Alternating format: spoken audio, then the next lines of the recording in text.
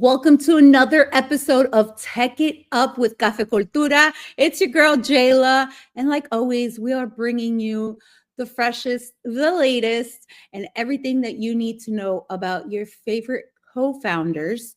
And this one is extra special because I'm excited about it. I got little snippets of the trailer and it's just super cool. I have so many questions. I am excited to have here Ryan, Nicole, and Adesha and Beau, who are literally like the masterminds and brains behind Co-Founders the musical, where tech meets a musical. Yeah. You said it. I mean, there's no other way to put it. That's right. So introduce yourselves and we'll start from there. Maybe we should do it in the order of bar. Ooh, okay. The B in bar would be me. I am Beau Lewis, co-writer and producer on Co-Founders the musical.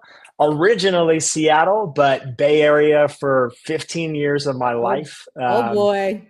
Oh yeah, I know. I have to say that because if you say you're from the Bay, but you've only been here 15 years and you don't have multiple generations of lineage through your grandparents, I've learned that your receipts will be checked. So love for the Bay, love from the town to the town.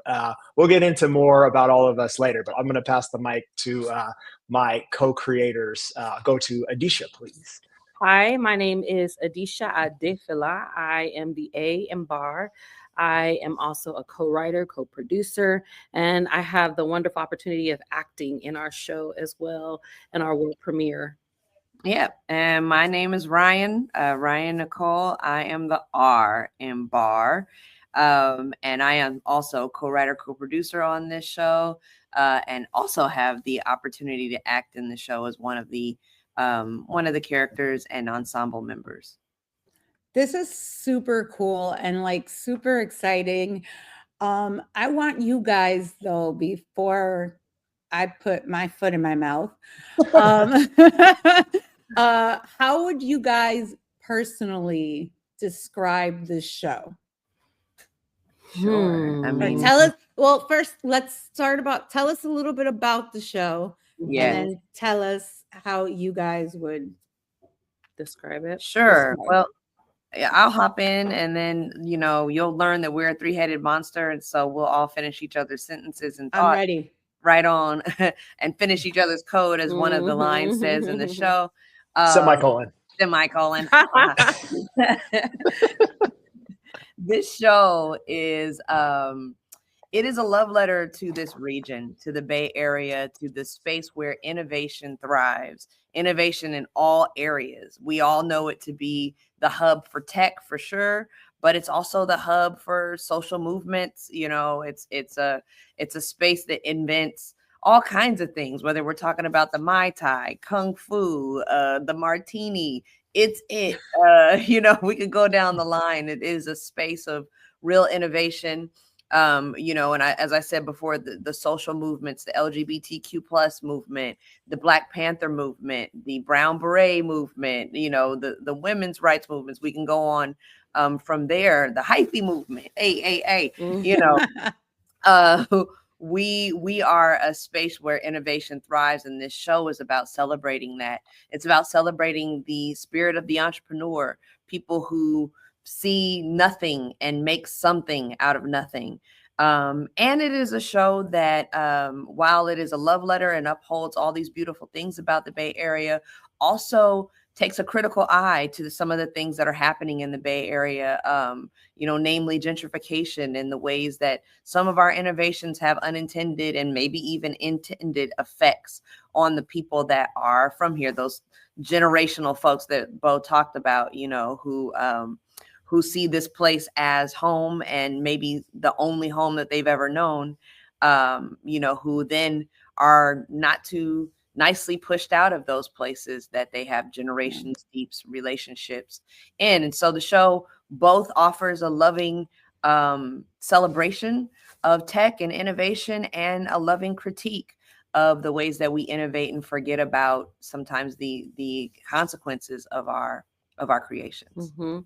I'll add that the main character, Asada Thompson, is the personification of Oakland and the role that Oakland plays in this region, or what the character Oakland looks like in this region, offering a polar of sorts to Silicon Valley. Not necessarily that's exactly what it is, but in this story that we're telling from our perspective, seeing it that way, that, you know, Oakland is the place where it's a hub for culture, it's a hub for innovation, it's a hub for hip hop, it's a hub for some very magical creations that are coming from the culture, and that Silicon Valley is the hub for tech innovation. And often seeing that there is a struggle between those two polars, and that actually that there is more, that the future will benefit from those two polars actually coming together and working together and finding ways to collaborate in order to better the future. I love it. Yeah. All I would add is, in terms of what's the show like, it's been called like In the Heights for the Bay Area. So if you saw In the Heights about Washington Heights, of just a beautiful portrait that Lin-Manuel Miranda worked through to show Washington Heights and what life is really like there, from several inside perspectives and the dreams people are chasing, the challenges and the community that is built around that. That's very much in the vein of what Cofounders does for the Bay. Some people have also called it like, oh, it's like, Hamilton meets HBO Silicon Valley. Some people have said that. There's a sense of humor to the show. It hits some like deep topics that need to be like processed seriously and critically, but also does it with a bunch of laughs, with a bunch of release for all of the tension that is there. So yeah, like that's kind of the vibe of the show for people who are coming to see, and sort of what to expect. Yep. Now, I saw a picture that really stood out in my mind, which was, I believe, the picture of the main character on the couch with her co-founder, because obviously the show is called Cofounders. Right. And I don't know if it was done on purpose or not, but it kind of reminded me of when I did my announcement, back in at a moment, there was a time where everybody was just doing those big lavish photo shoots, but to announce that you were pregnant. Yes. Yeah. A pregnancy reveal. I don't know what they're called. Yes. But I remember doing mine like sitting on a couch with the Cheetos and Fritos and Doritos and all the food and ice cream, and then holding a gamer remote, because and that's what it kind of reminded me of. And it was kind of like giving birth. Yes, there you go. A birth announcement. So was that done on purpose, or was it kind of organic? Well, we didn't have the pleasure of seeing your birth announcement, Jaylah. I know. We bring that up right now, Jaylah. Would you mind just bringing up so we could all take a look? Maybe we were inspired and we didn't even know. Yes. Well, yeah. I mean, I know a lot of people that were doing them on their beds and on their couches and all that fun stuff. But was it kind of like homage to giving birth to the show? Sure, Yeah. why not? I mean, what do you think? What do you think? I'm processing the maybe. question. I'll jump in. I think the image that Jaylah is referencing, for those who haven't seen it, is this kind of, I'll give a credit to him because I think the style is taken from Wes Anderson, sort of. It's kind of this portrait of two people sitting on a couch, sort of seriously and awkwardly together. And they're literally sharing the same computer. There's one computer that's balanced between their legs that they're each kind of on. And so, and then they're in this, should feel like sort of an iconic Bay Area Victorian kind of vibe. Yeah, there it is. Thank you, Ryan. Way better than me talking about it. And there's a view of the bay in the background. And it's like, yeah, I agree that there is a sense of possibility of like, oh my God, we've created something and we're dead serious about it.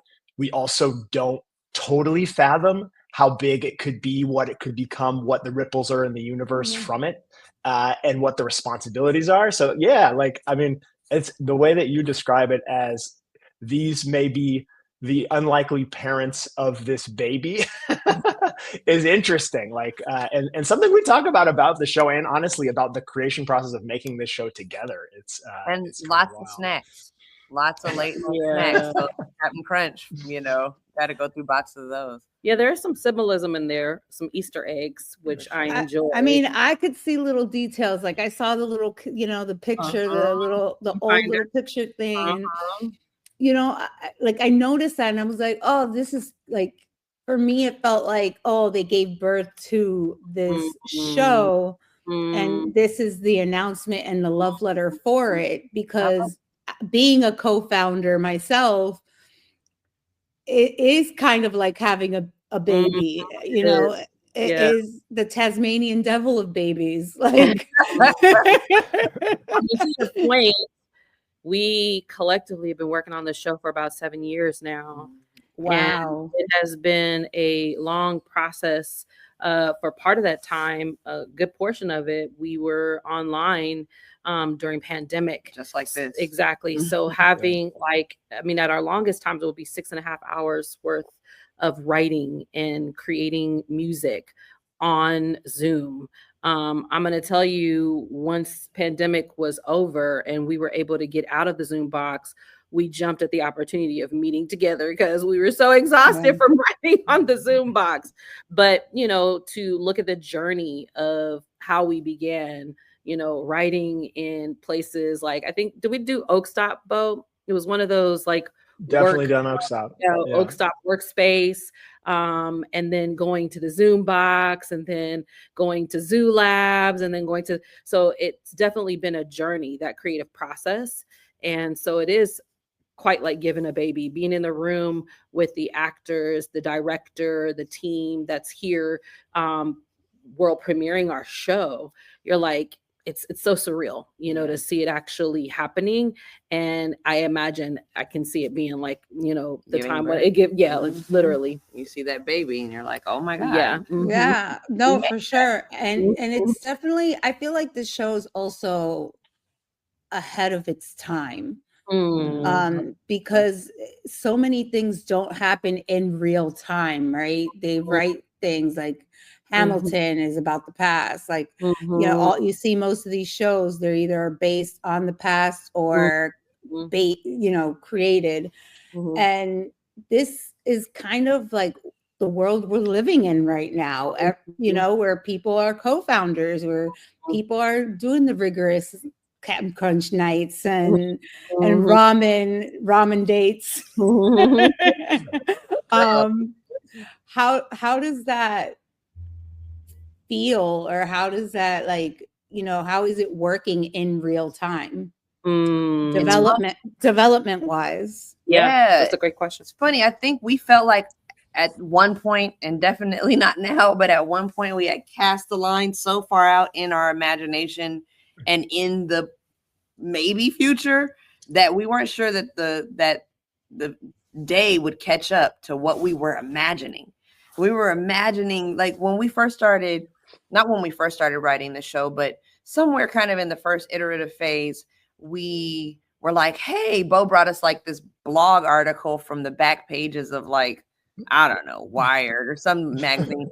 And it was like, oh, this new innovation maybe will come to fore in the public sphere, and it's called artificial intelligence.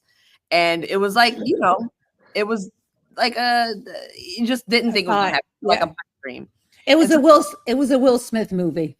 Yeah, it was like, this will never happen, So we were like, yeah, let's maybe write something like that. Let's write about this newish fringe technology called artificial intelligence, and our protagonist will create an avatar of a deceased person, and that will never happen. And then we saw time kind of catch up to our imagination, and so now, our musical is very prescient, and we're contending with the reality of the fact that people are fighting with having political arguments, the ramifications of AI, of technology. We had no anticipation that, Elon would be the vice president, Well put. Yeah, and so here we are with a musical that really does speak about the responsibility that technology, that this industry, that innovators have on the future. Yeah, and I think you put your finger on something too there around theater, where it's traditionally sort of a time machine into the past. An era that perhaps we didn't live in. A decorum and environment when you go to the theater that feels very traditional and historical.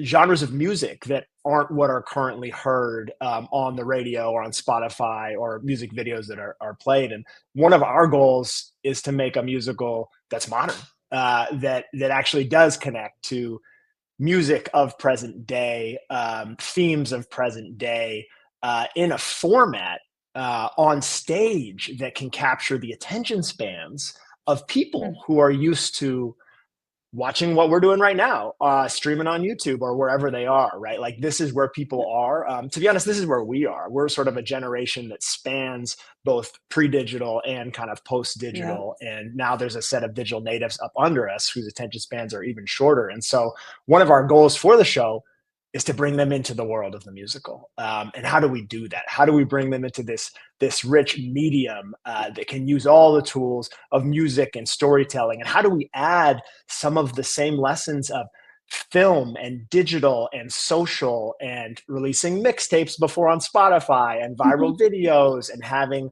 real-time avatars projected on stage with humans? Really walk the walk of embracing the best tools for storytelling and immersively bringing people in of all generations. Like, that's kind of a lofty goal, but that's definitely what we are trying to do.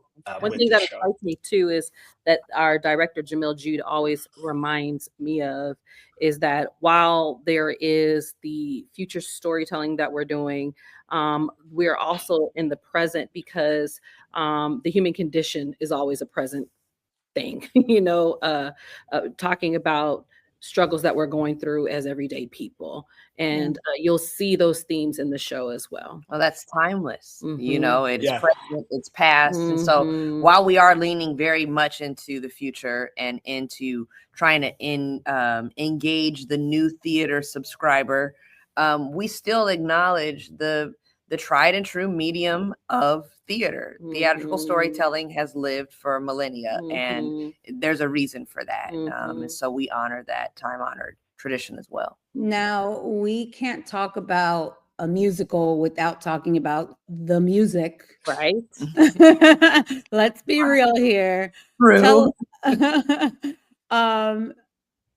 Talk to me a little bit about the music. We know it's a little rap, hip hop.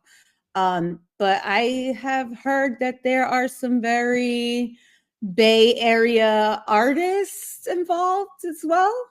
Yeah. True. I mean, starting with us. Yeah, we're Bay Area artists. Start there. Yeah. There you go. Starts from home. Singer, songwriter. Yeah.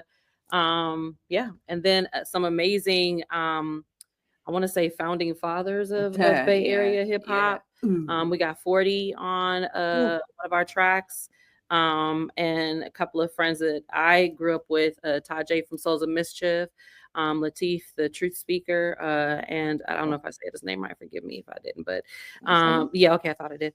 And Stunner Man O2, Frack, Alex Fracknoy, Frack the Person, crazy lyricist, underground champion, freestyle champion. Yeah, we got some hard hitters. And Will Randolph V is one of the composers and the leader of the Beats team in our show. And Will is multi-generation Oakland Emmy-winning artist. His father, one of the pioneers of dance in Oakland. Deep Waters, Brian Deep Waters, also Bay Area. He's down in LA now, but the people producing the music underneath it really have lived and come up through the sounds in the Bay and made music for legendary artists like Too Short, 40, Mac Dre, Mac Mall, and that thread of hip hop definitely was the core seed, and is certainly the medium that I am most familiar with and have grown up idolizing, is that spirit of independent hip hop in the East Bay that was happening with 40 and JT the Bigga Figga and Too Short selling tapes out of their trunks, and that was the seed. But to be honest, with artists like Adesha coming in, with our music supervisor Victoria Theodore coming in, Kava Menzies coming in, that seed really has blossomed into a much broader set of music that all is inspired by the Bay, but really has something that I would even pass it to Ryan and Adesha to talk more about. Yeah, we named a lot of dudes, and there's also a lot of female influence. I'm so glad that you mentioned Kava and Victoria, but there's female influence from the hip hop side, certainly, like Kava Menzies, or excuse me, Conscious Daughters, Mystic, but also from the gospel side, like the Hawkins family, from the jazz side, we've got a broad range of music represented here, and a broad range of musicians represented here as well. All the folks that really represent the Bay Area sound, even a little rock kind of sounds in there as well. It's so funny. I was just listening to while I was taking a lift to the BART, I heard When the Lights Go Down in the City, and I looked, I was like, what's Journey doing? But those sounds have been the soundtrack of our upbringing, right? The Pointer Sisters, like it's all in there. It's infused in the music, and it's like the Bay Area. This musical is the beautiful melting pot that is the Bay Area. Whether it's the feeling of walking down the street and seeing people of all races and cultures and hearing all the different languages, whether it's eating at a public market and having the opportunity to try sushi and pho and, carne asada and, jerk chicken or whatever, it's looking at the freaking Bay. Looking at the Bay. It's it's beautiful. Yeah. And check out the music if you want to. It's on Spotify. So we have a mixtape that we released that's out for people who want to check it out, who can't come to the show, who can come to the show, who want to see kind of a taste of it. Check it out. Spotify, Co-Founders, the musical. It's called the Out the Trunk mixtape. Yeah, I love it. And you guys have also been obviously on the East Coast as well, because I saw that you guys were in New York City, and up and down California as well. Where to next? Because I think sunny South Florida might be ready. Hey, I'm just throwing it out there. Invite me to Miami at any time, at any beach. There. I'm here for it. We'll make it a work and play. Let's do it. With that in mind, I have a question to ask you. Me? Yeah. In sunny South Florida, do you see there being any parts of the story that resonate with what Florida is going through currently? Yeah, because there's so much of a tech growth, especially during the pandemic. Everybody moved to South Florida because it wasn't shut down. So everybody coming out here, you still till this day see people that don't want to go back to the West Coast or up north to the cold. So they've done their remote and their tech life around here. So for me, being a founder in South Florida, I see our community that has grown so much, and it still keeps evolving. So for sure, that's what's up. We have a friend by the name of Lily Gangas, who is the Chief Technology and Community Officer here at the K-Port Center, but she's been splitting her time between here and South Florida because of the burgeoning tech community there. So maybe Co-Founders has a future in South Florida. She's definitely asked us to come and Maybe we might make it a Miami Art Week goal. Make it for Come on. December. Let's go. I December love for that Art idea. Basel. I'm here for Do it. this. I think that makes a lot of sense, actually. Yeah, I like that idea. I think so too, and I think we can make it happen. So we'll definitely talk offline about that, so I can get a front row ticket. Let's go.